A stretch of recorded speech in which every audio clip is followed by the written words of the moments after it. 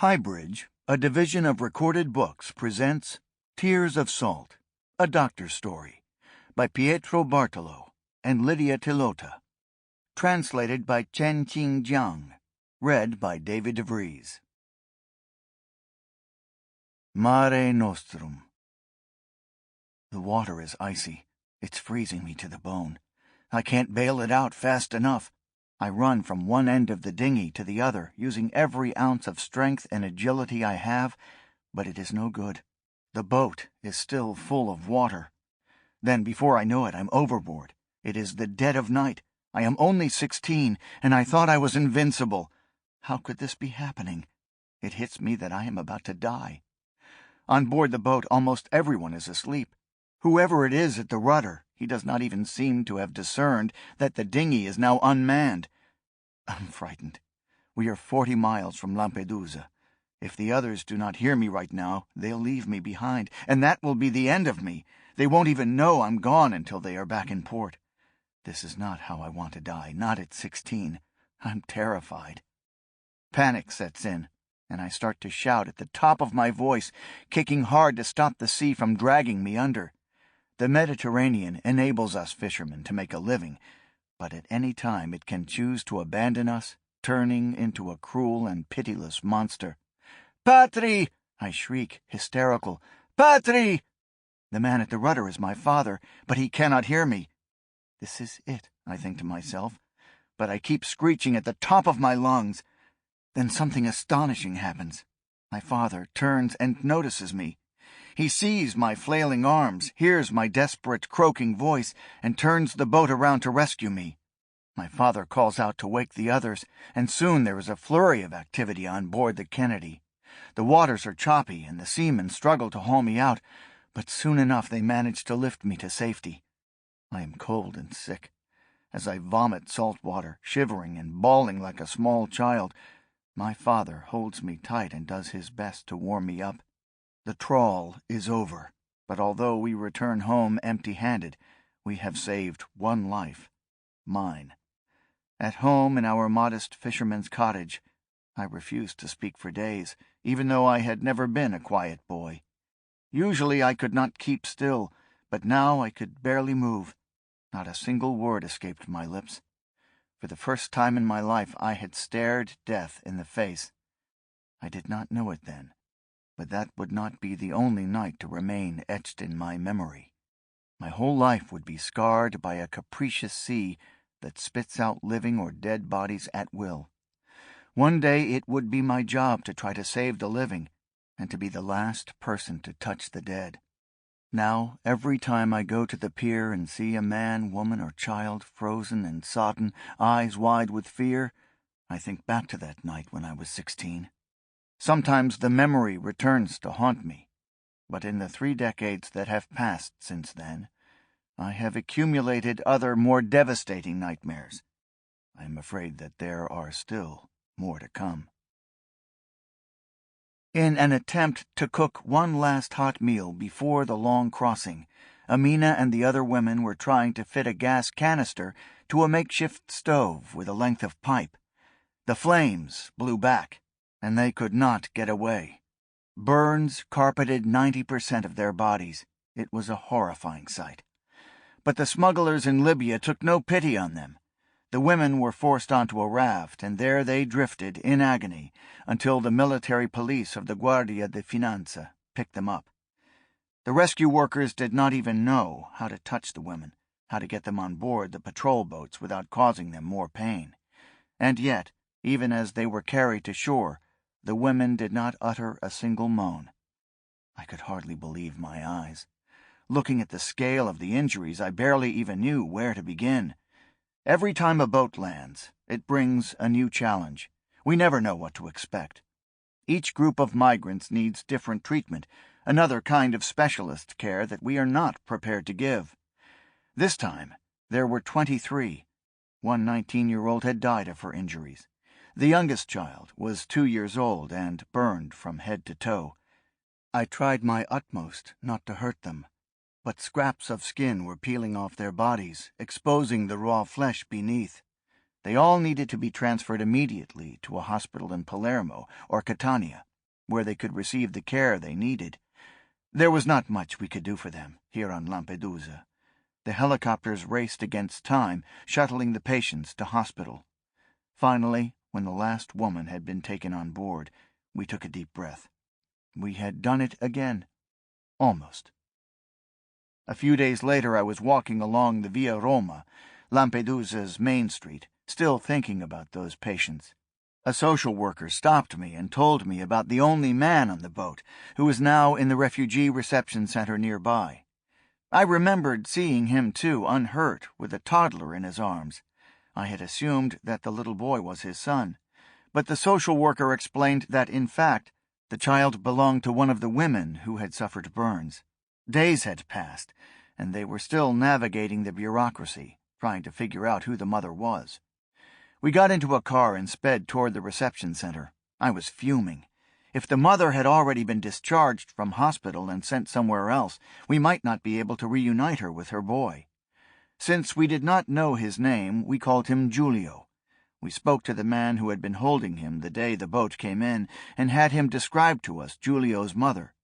We ascertained that she was one of the women who had been sent to Palermo, and immediately set to work to make sure the two would be reunited. Only a few hours later, Evan was in his mother's arms. That was what his name was. One red shoe. One red shoe on Favaloro Pier. That one shoe and so many others like it lie there, scattered like pebbles in a trail that leads to nowhere, breaking off abruptly like the migrant's hope of coming ashore in a different world. Those shoes appear in my nightmares. So do all the little pendants, necklaces, and bracelets on all the tiny bodies I examine. It is my job to unzip them, one by one, from those horrible green bags. As children, my friends and I never wore shoes. The hardened soles of our feet were all we needed. We went to school barefoot, went fishing barefoot, and played barefoot in the streets of Lampedusa. The island was our single stepping stone in the middle of an immense sea.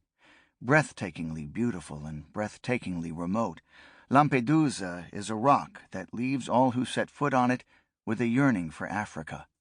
It can draw you into its magnetic field, bewitch you, seduce you like Circe.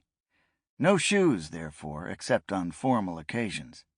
Not that there were many of those on Lampedusa. In fact, there were hardly any at all. One of them, however, would change the island's future, the opening of the only civilian airport. It was such an important day that we were all told to put on our detested shoes for a ceremony officiated by the minister of the Mezzogiorno, Paolo Emilio Taviani, who had undertaken to build the airport after Lampedusans protested the lack of one by abstaining en masse from voting. We filed out of our classrooms in starched smocks, accompanied by our teachers. Everything had to be perfect. Unfortunately, halfway there, I found I had somehow lost a shoe. I left my place in line and ran back to retrieve it, pursued by my teacher. She has never let me live down that act of disobedience. But I simply could not have gone home with one shoe missing. It was the only pair I had, and we could not afford to buy another. A moment later, I was back in my place in the line, wearing both shoes, and we were at the airport. It was a ceremony so solemn one would have thought that the Lampedusans had been engaged in an historic fight for our lives. In time I came to understand that, in fact, this was precisely true. On Lampedusa, people were dying of perfectly ordinary flu-related complications. Travel by sea took hours, and often in winter the ferries had to remain in the port for weeks on end. Every now and again we would see a Grumman, the emergency service hydrofoil, but this happened only rarely. After the Grumman was shut down, people relied on military aircraft instead, but they took hours to get to Lampedusa, and often arrived too late.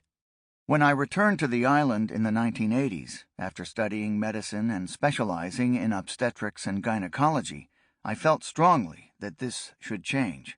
The mayor, who had known me as a boy and seen in me a potential for political advocacy, encouraged me to run for a post in local government and fight for the improvements I had in mind. Sure enough, in 1988, I was appointed Deputy Mayor and Counselor of Health, and the 5 years that followed were some of the most intense of my life. During this period, I pushed hard for Lampedusa to get a permanent air ambulance. I made repeated trips to Palermo until the regional government agreed to put up the 600 million lira, $350,000, it would cost to establish the service. This was a big step forward. Finally, Lampedusans would be able to reach a hospital quickly, and we would all feel a little less isolated. But at the very beginning, there was no doctor on board, and until we had the means to hire one, I often ended up accompanying the patients on a voluntary basis. We then found the plane to be an unsatisfactory solution because it could not be landed on our neighboring island, Linosa, and so those residents were still being unfairly deprived of care. After a few years, it was replaced with a helicopter. Though my term as deputy mayor ended in 1993, my struggle for better health systems on Lampedusa and Linosa continues. There is no getting used to it. Sometimes I think I cannot hold out any longer. I cannot take this pace of work, and more importantly, I cannot handle this much suffering, this much pain. Many of my fellow doctors think I must have got used to it by now, that the post-mortems must have become routine. That is not how it is. You never get used to seeing dead children or women who died giving birth on a wrecked boat, their tiny babies still attached to them by their umbilical cord. You never get used to the indignity of having to cut off a finger or ear from a corpse to be tested for DNA so that the victim might be given a name, an identity, and not merely a number. Every time I open a green body bag, it feels as if I am doing it for the first time. Every body carries the marks of its long and tragic journey. People often assume the chief obstacle for refugees is having to cross the sea. That is just the last hurdle. In a mixture of Italian and French, and with the help of the interpreters who work at Lampedusa's reception center, I have spent hours listening to their stories. The choice to leave behind home and country, then the desert. They say that is a hell you cannot understand unless you have been there yourself. The heat is stifling. You are crammed onto a pickup truck, and if you so much as sit in the wrong place, you will be thrown out and left to die. When the water runs out, you are reduced to drinking your own urine. Finally, you arrive in Libya and think the nightmare is over, but it has only just begun. Ill treatment, prison, torture. Only if you manage to survive all of this do you finally make it onto a boat. Only then, if you do not die on the open sea, will you arrive at your destination and begin to hope that your life can start all over again. On Lampedusa, I have seen it all. One morning on the pier, I was taken aback on seeing a woman disembarking from a motorboat. She had come from Gambia, and she was radiant. She had on a brightly colored dress and was carrying a suitcase as if she had just got off a train. She looked elegant and proud, as though all her troubles were behind her. As I watched her get on the bus to the refugee reception center, I was seized by the impulse to follow and ask her to tell me all about her painful past and newfound hope. But the reality was that I had to stay put and do my job. The bus turned a corner and disappeared. I have seen Palestinian families who thought that in Syria they would find asylum from the war in their homeland. Instead, they had been caught up in another war and made to start all over again, another journey, another ordeal. The Syrian families were perhaps the most sorely uprooted of all the refugees. They were forced without warning to give up their way of life, and they might never be able to get it back. When the first migrants arrived more than 20 years ago, the Lampedusans called them Turks. They were mostly North Africans who landed on the beach in dinghies or on life rafts, having made their way without the help of smugglers. At the time, this was a new phenomenon, and they were few in number. But all at once, everything changed. Many more refugees arrived, with many more reasons for fleeing home. And that is why I now need the support of Lampedusans to do my job. When despondency threatens to get the better of me, they give me the strength to keep going. Women on the way. Jasmine arrived on a vessel packed with more than 800 people. Many of them had been huddled together on top of one another in the hold, and all of them were doing badly. By the time they were on land, Jasmine's waters had broken. There was no time to take her to Palermo. Her child would not have made it. So I tried to keep her calm while I did an ultrasound, and showed her the tiny heart and head of her daughter, who was in fetal distress.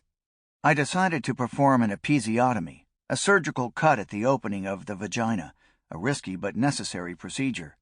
The delivery went smoothly, and Jasmine gave birth to a perfect little baby girl. She decided to name her Gift. It is invariably a joy to see a mother smile when her child is born. But what happened next was a surprise. I came out of the operating room late at night, covered in blood and exhausted, to find a crowd of women waiting outside. They were Lampedusan mamme, who had brought Gift everything she could possibly need: nappies, baby clothes, toys. It was at that time that I realized we needed better facilities for children at the clinic. The women who were pregnant often had young children who would watch the doctor fearfully as he took their mother off to a room full of strange machines. We had the simple idea of setting up a cheerfully decorated playroom next to the examination room, with plenty of toys and games to keep the little ones busy while they waited. It worked so well that children did not want to leave when it was time to go, though they could usually be coaxed out again with a small present. In the spring of 2016, one boat brought in 3 pregnant women, including one from Nigeria named Joy. She was in her 4th month and alone because the traffickers had forcibly separated her from her husband. She had been ordered to one side and he to another, and both were powerless to object. The traffickers had raped her, then bundled her onto a boat. She had no news of her husband. "Please help me find him," she implored me. "I don't want my son to grow up without a father. We have risked everything so that he could be born in a better country. You can find him. Please. I'm begging you." Sometimes when I am the only friendly face in front of them, patients feel as if I am no longer their doctor, but a savior who can give them back their loved ones and reunite their families. Regrettably, as in Joy's case, this is not always within my power. At other times, I am simply the only person in whom they dare confide the unabridged horror of their plight.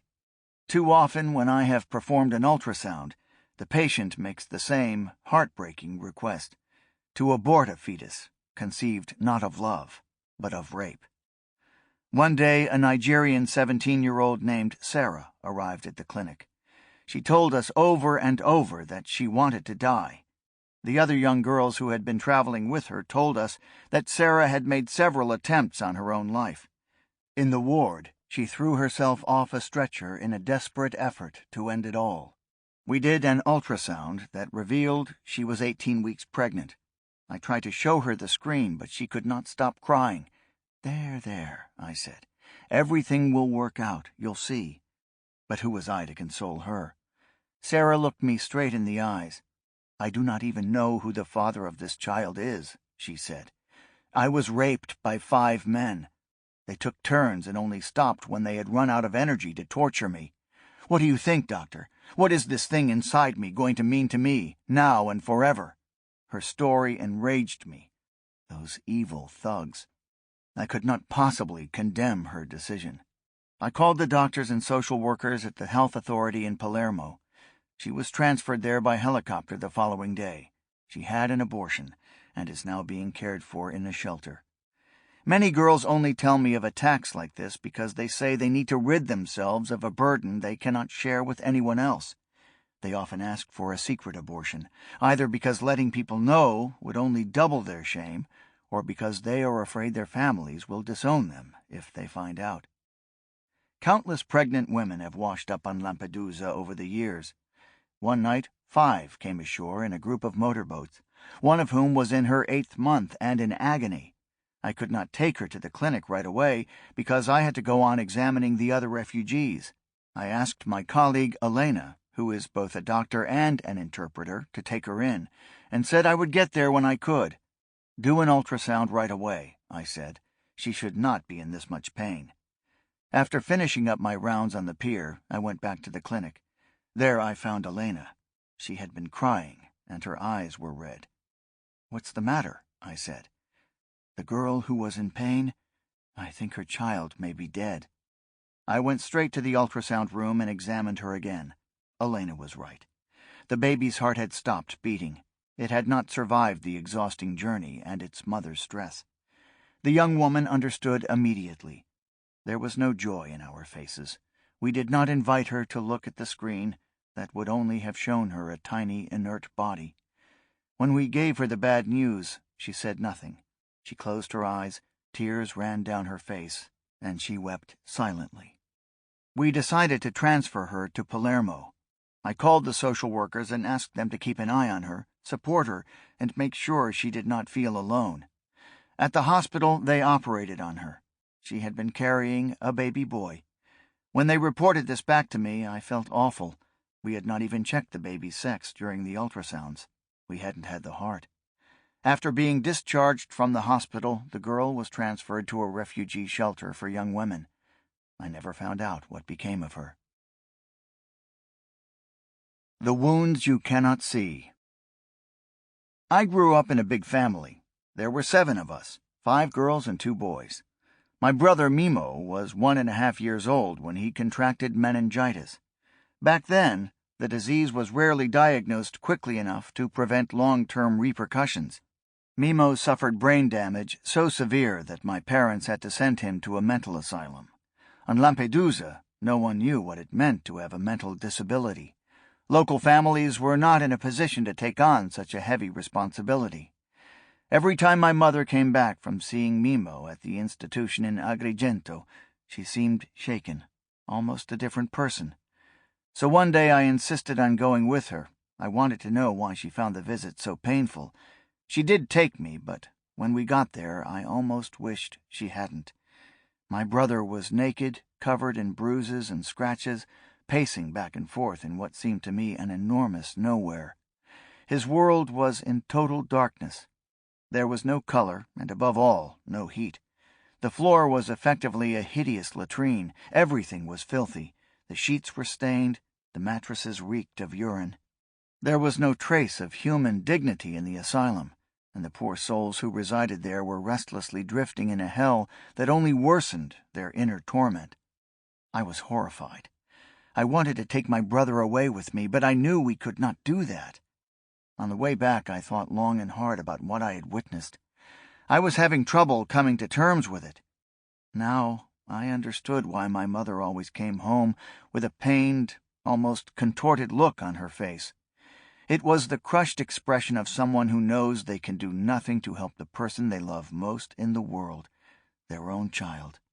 After a lengthy and complicated legal battle, the mental asylum was eventually shut down. We were able to transfer my brother to a care home in Aragona. It was a small relief to my parents and to myself. But for years afterward, the abuse Mimo had suffered went on eating away at me like a woodworm. It was a wrong that could never be righted, and it left me with a constant, niggling sense of unease. At the university, I resolved to learn more about this issue. I read all about Franco Basaglia, the Venetian psychiatrist who revolutionized care for mentally ill patients. I realized that we had to provide a place in Lampedusa for children and young people with mental disabilities, where they would no longer feel alone. We have now made some progress toward that end by opening a center where mentally disabled people can receive health and social care, and more importantly, be part of a community, play games, do arts and crafts, cook, and have fun together. Minivans pick them up in the mornings and take them to the center. When I have time, I join them for a few hours. It comforts me to think that something good has grown from my family's dilemma, and that perhaps my mother's immeasurable heartache was not in vain. Curing bodily wounds and alleviating physical pain is my job. I do my very best with what I have. But it often troubles me that there is no drug I can prescribe, no procedure I can perform to rid the soul of suffering or treat the wounds you cannot see. We hardly ever consider the emotional fragility of the people who come to us for help, or the trauma they have suffered. We treat them unconsciously as beings with a different kind of psyche from our own, one that somehow deserves less attention. In fact, psychiatric care is crucial for people who have escaped famine or war. I can think of many instances in which I have felt powerless to help my patients. It has happened before, and it continues to happen. One day a few years ago, 150 young people came ashore in a single boat. As always, I examined them on the pier. We usually check the hands for scabies. Then we ask the men to lift their sweaters and lower their trousers so we can inspect their bodies, since mites can also burrow into the skin on the back, buttocks, and groin. At one point, I was examining a 26-year-old man from Nigeria. I looked over his hands and had him lift his sweater, but I simply could not persuade him to lower his trousers. I started to explain why it was necessary, but he vigorously shook his head. He looked terrified. His insistence seemed odd, but I let it go and moved on to tend to the other patients. In the hours that followed, I could not help thinking about that young man and his stubborn refusal. I reckoned he was probably just too modest to show us his private parts, but even so, his behavior had seemed peculiar. A couple of days later, the doctor at the reception center called me to say that one of their residents urgently needed to come to the clinic. He did not elaborate or indicate what the problem was, but he sounded worried. I told him I would see the patient and started preparing the necessary paperwork, including the straniero temporaneamente presente form that allows migrants to receive free public health services throughout Italy. It is valid for 6 months and renewable for another 6. Many migrants are reluctant to get one because they do not want to be officially identifiable. But I always say that the document is essential, because without it they will not be eligible for treatment in any public hospital. Whenever I take part in a conference or medical seminar, I also try to hammer home its importance to my colleagues. I was just filling out the last part of the form when a young man appeared in the doorway. It was the one who would not let me examine his groin. I greeted him and asked him to undress, but he demurred, just as he had done on the pier. This time, I said, he could not refuse. If he had been sent here from the reception center, it must be because he needed medical attention. But he continued to resist. He appeared distressed and embarrassed. I did not know what to make of this trepidation. What was he afraid of? What could I possibly do to him? I was just beginning to grow nervous when he suddenly undid his belt, quickly unzipped his trousers, and lowered his briefs. My blood froze, and I felt sick. I could not look him in the eye, because I was sure he could read the horror in mine. I didn't know what to do. Above all, I did not know what to say. The man's testicles dangled between his legs, but above them there was a hole. His penis had been completely severed. The unfortunate man had been castrated. I was aghast. At 26, this man had been robbed of any chance of leading a normal life. Now I understood why he had refused to undress, and why the doctor had not found the words to warn me about his condition. I had never encountered anything like his case before. I pulled myself together and looked straight at him. His eyes betrayed 1,000 emotions, most visibly his great shame at having to sit there with his mutilated body laid bare. I asked him what had happened. He was silent for a few minutes. Then he found the strength to begin. I was doing well in Nigeria. I had a wonderful fiancée, and we were going to be married. We had dreams. We wanted children. We were not well off, but we were not very poor either. I earned enough to support my family so we could live peacefully. I was happy. We were happy. Then one day everything I had was destroyed. Years of love and hopes were ruined in an instant. I was out walking with my fiancée when a group of young men started making vulgar comments about her. At first I put up with it. She told me they would go away if I stayed calm. But those good-for-nothings only came closer and got nastier. I could not stand by any longer, so I confronted them. We got into a fight. But there was only one of me, and there were 4 of them. My fiancée screamed, but no one intervened. That was when she ran back to my house to get help. In the meantime, my attackers went on beating me up. They punched and kicked me until I couldn't even feel the pain anymore. The blows were landing all over my body, my head, my stomach, my groin. I was on the ground and my mouth was filling with dirt. Dust from the street had got into my eyes and nose, and I couldn't see a thing. I thought to myself that they would have to stop sooner or later, and told myself to hang in there. Sample complete. Ready to continue?